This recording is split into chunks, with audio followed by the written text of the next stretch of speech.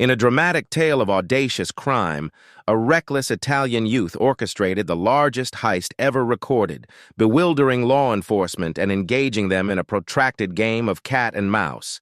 This thief, whose identity eluded the authorities for years, amassed a fortune and cemented his reputation as a master criminal. So who exactly was this notorious figure? What were the most notorious crimes he committed? How did he manage to remain under the radar for so long? These questions will be answered as we delve into the story. The saga begins with a 17-year-old named Valerio Fitch, who embarked on his criminal career with a dramatic bang. On one fateful day, Fitch helped blow up a TV tower in his hometown of Scully Pacino, northern Italy. Fitch, initially just a misguided youth from a respectable family, his father and brother were lawyers and his mother ran a clothing store, soon revealed a dangerous side that no one could have anticipated. His family was resigned to the idea that Fitch was merely a spoiled brat, unable to be reformed. The day after the explosion, Fitch was apprehended at his family home, confirmed to have been involved in the incident. His stint in prison, however, was not a deterrent, but rather an educational period. Fitch befriended experienced fraudsters and thieves, transforming from a naive boy into a seasoned criminal with a growing fascination for theft and robbery. Upon his release, Fitch wasted no time. His early criminal ventures involved robbing local post offices, a feat made easier by his ingenious method, walking into the post office with a gun concealed under a newspaper, threatening the staff, and then escaping on a waiting motorcycle. His audacity quickly gained him notoriety, but it also landed him back in prison.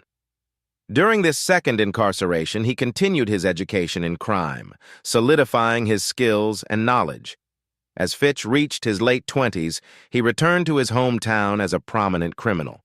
Every time a robbery occurred, he was a prime suspect, and the police frequently visited his home, searching for evidence of his involvement. Facing relentless police scrutiny, Fitch decided to halt his criminal activities in Italy and relocate. He first fled to Switzerland, where he opened a bank account under a false identity and then moved to London.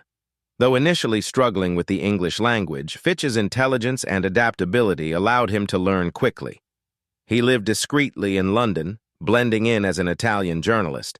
During his first year there, he successfully robbed 5 British banks, taking advantage of the fact that security guards were unarmed and his own refined techniques.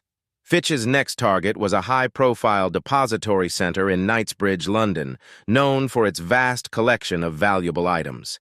The center's advanced security systems, including automatic locks, bulletproof glass, and video surveillance, posed significant challenges.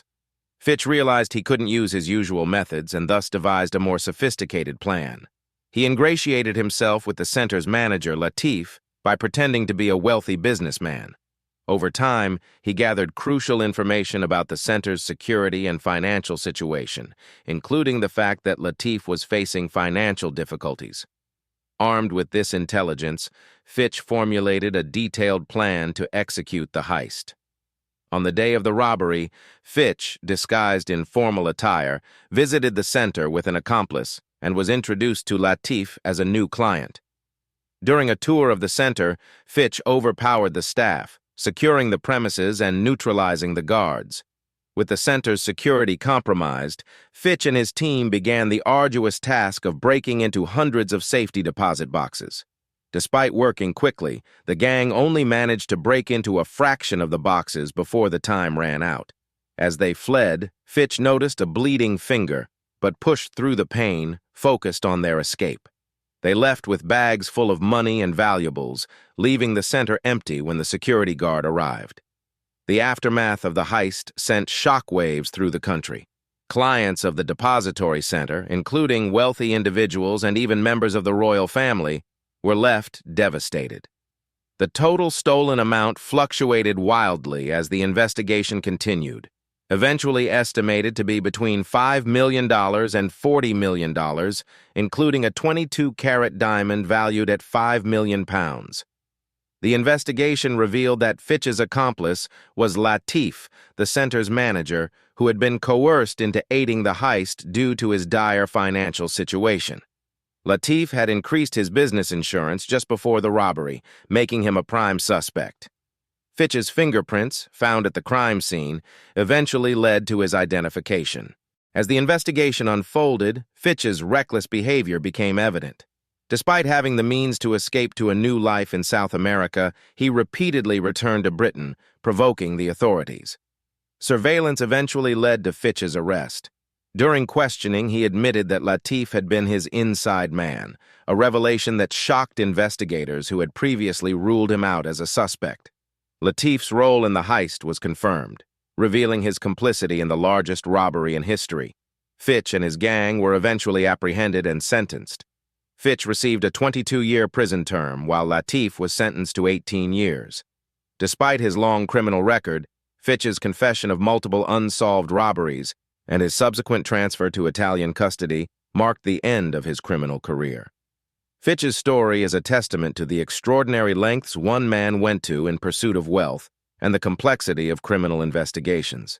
His exploits remain a stark reminder of the ingenuity and audacity that can define a criminal mastermind.